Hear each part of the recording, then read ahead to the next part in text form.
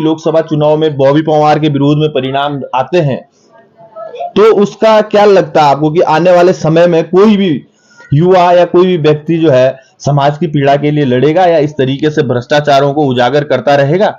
जी निसंदेह, क्योंकि मैं खुद भी भ्रष्टाचार के खिलाफ बहुत ज्यादा लड़ा, लेकिन जब समर्थन नहीं मिला कहीं से भी तो हमने वो लड़ाई एक किस्म से छोड़नी पड़ के मजबूर हो गए थे। लेकिन आज मैं कह रहा हूं, ये मैं अपनी बात नहीं कह रहा, मेरे जैसे तमाम लोग भ्रष्टाचार के खिलाफ नित्य लड़ते रहते हैं, लेकिन उनको समर्थन नहीं मिलता। तो अगर बॉबी पवार चुनाव जीत जाते हैं तो वैसा ही होगा कि लोग भ्रष्टाचार तो वैसे ही डर के छोड़ देंगे, और जो बचे हुए जनता का मनोबल बढ़ जाएगा उसके बाद, और भ्रष्टाचार पे पूरी तरह लगाम लग जाएगा। और यही नहीं, उसके बाद जो एक उत्तराखंड के जनमानस में हमेशा एक बात रहती है कि जो कांग्रेस और भाजपा है ये दिल्ली से मुख्यमंत्री तय करते हैं, दिल्ली से नीतियां तय करते हैं, लेकिन उनको जो है कोई नेतृत्व तो नहीं मिल पा रहा था आज तक, जिस कारण वो मजबूर थे भारतीय जनता पार्टी और कांग्रेस पार्टी को वोट देने के लिए। अगर बॉबी पवार जीतते हैं तो निसंदेह उत्तराखंड की एक क्षेत्रीय शक्ति उभरेगी, और अगला जो विधानसभा चुनाव होगा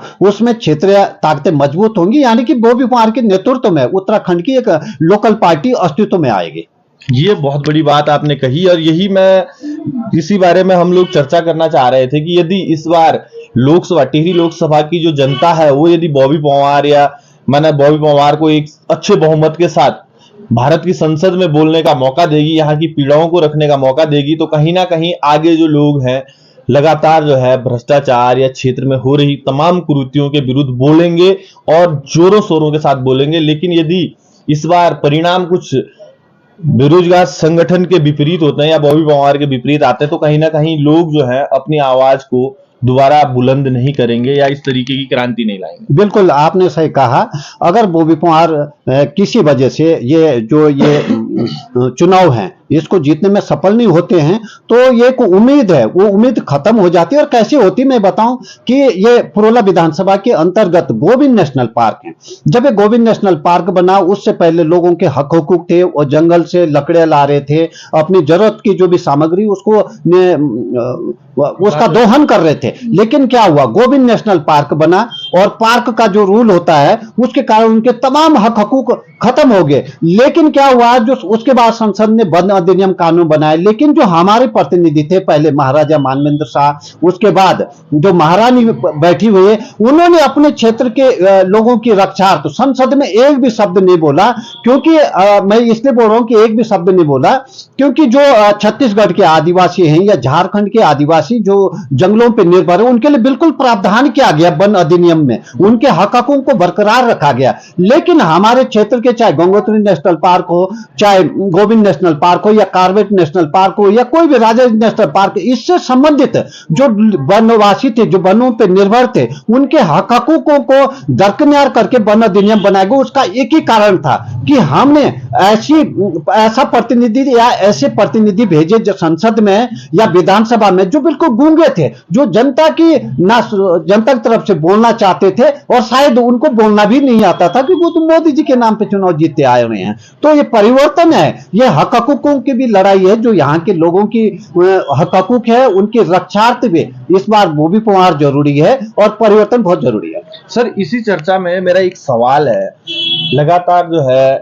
कई लोग बोलते हैं कि सरकार, भाजपा सरकार ये कर रही है, वो कर रही है। क्या हमारे द्वारा चुनी गई सरकार यदि हमारे लिए कुछ करती है तो कोई एहसान थोड़े ना है, वो उनका कर्तव्य है। नहीं, ये वो असल में लोकतंत्र होता है। तो मैं एक बात बोल दूं, जब हम पढ़ते थे तो लोकतंत्र की परिभाषा, हमारे एक टीचर है सोनलाल बडोनी, अभी रिटायर हो गए, वो वैसे तो बयान शिक्षक थे लेकिन हमें सामाजिक विषय पढ़ाते थे, तो वो लोकतंत्र की बहुत बढ़िया डेफिनेशन देते थे। कहते थे कि जनता का शासन, जनता द्वारा शासन, जनता के लिए शासन। तो इसमें लोकतंत्र में क्या होता है कि वो एक, उसे भी सर्वेंट कहा जाता है। जैसे हम एक गवर्नमेंट कर्मचारी को सरकारी नौकर बोलते हैं, वैसे भी वो जनता जो प्रतिनिधि होता है वो जनता का नौकर होता है। और जनता का नौकर का क्या काम है कि वो जनता के लिए शासन करता है। जो नीतियां हैं, जो जनता का एक प्रतिनिधि के रूप में उन नीतियों को लागू करता है, जनता की नीतियों को जनता के लिए लागू करता है, ये काम है, वो एहसान नहीं करता है। हम चर्चा करते हैं अपने पुरोला विधानसभा की क्या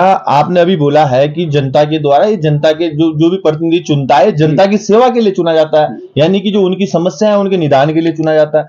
वर्तमान में यदि हम प्रोला विधानसभा की बात करें तो प्रोला विधानसभा में चाहे आप कहीं भी देख लो, मैं अभी हाल ही में आपके दूनी बितरी सड़क है, मोरी से और दूनी बितरी और मोरी से सांकरी वाली जो सड़क है, जब वहां के सड़कों के हालात देखे और वहां के स्थानीय लोगों की पीड़ा हमने सुनी, तो कहीं ना कहीं आज हमें लगता है कि जो जनप्रतिनिधि हमने चुने हैं ये हमारे ऊपर, ये हमारे अच्छे के लिए नहीं बल्कि हमारे ऊपर ही राज कर रहे हैं। बिल्कुल, ये हमारे ऊपर राज कर रहा है। मैं बता दूं, जिस सड़क का आपने बात की है, ये उस सड़क से के लिए अभी तक पता नहीं कितने करोड़ों रुपए खर्च हो चुके हैं मोरी विकासखंड की तमाम सड़कों के लिए, लेकिन निर्माण कार्य ना पूरे होते हैं, ना उन सड़कों की कभी दशा सुधरती। उसकी एक ही वजह है कि एक रिवाज बन गया है। मोरी विकासखंड जो उत्तराखंड सचिवालय में है, वहां के मोरी के जो नेता लोग हैं उनका बहुत इज्जत करते हैं, जो अधिकारी हैं, तमाम अधिकारी, हमने सुना है ऐसा, उनको बहुत सम्मान की दृष्टि से देखा जाता है वहां पे। क्यों देखा जाता है? क्योंकि उनके माध्यम से ही बहुत बड़ा बजट जो है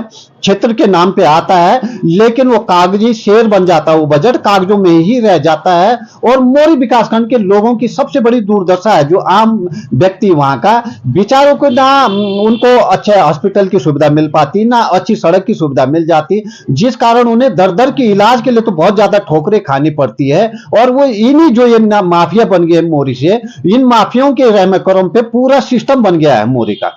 तो ये चुनाव एक परिवर्तन का चुनाव है। अगर लोग जागृत होंगे तो ये बात ये नहीं कि जो राजशाही का शासन चल रहा है यहाँ पे पहले चुनाव से, जब से देश गणतंत्र हुआ है, उसके खात्मे के लिए ही ये परिवर्तन नहीं है। अब तो जो हजारों करोड़ रुपए यहाँ पे विकास के नाम पे ये पुरवला विधानसभा के अंतर्गत सरकार ने दिए हैं पिछले वर्षों में, उसको भी आगे जमीन पे उतरेगा वो। आज ये देखिए हॉस्पिटल की कितनी बुरी दुर्दशा है हमारे यहाँ पे। तमाम गर्भवती महिलाएं देहरादून रेफर करते हुए ही दम तोड़ चुकी हैं, लेकिन यहाँ सुविधाएं विकसित नहीं हो रही हैं, क्योंकि बजट तो छपुटियों के नाम पे और ग्लिसरीन में रास्ते बनाने के नाम पे खर्च हो रहा है। अस्पताल पे कहां से खर्च होगा? सरकार के पास अस्पताल के लिए पैसे नहीं, स्कूल के लिए पैसे नहीं, तो अब बताओ आम जनमानस वोट कैसे देगा? ये जो भारतीय जनता पार्टी के वर्कर हैं वो लोगों के पास आ रहे हैं कि हमने जी आपको फलानी योजना दी, प्रधानमंत्री सम्मान निधि दी, और उनसे वेरिफिकेशन करा रहे हैं कि आप भारतीय जनता पार्टी। लोग बोल रहे हैं हाँ हम भारतीय जनता पार्टी वाले हैं, लेकिन हमें तो नहर चाहिए थी। किसान रो रहा है सर, आप फिर से दोबारा से अभी वो पौध डालेगा, धान की जो बिजाड़ है उसको डालेगा, और उसके बाद वो जैसे उगेगी अगले महीने अप्रैल में फिर से मौसम गर्म होगा, वो बिजाड़ जो पौधशाला है वो पौधे सूख जाएंगे, और फिर से किसान बहुत खून के आंसू बहा रहा है। और ये खून के आंसू क्या परिणाम देंगे आप खुद समझ लो। जो हमारे व्यूअर हैं, जो देख रहे हैं, वो उनको भी ये दर्द होगा,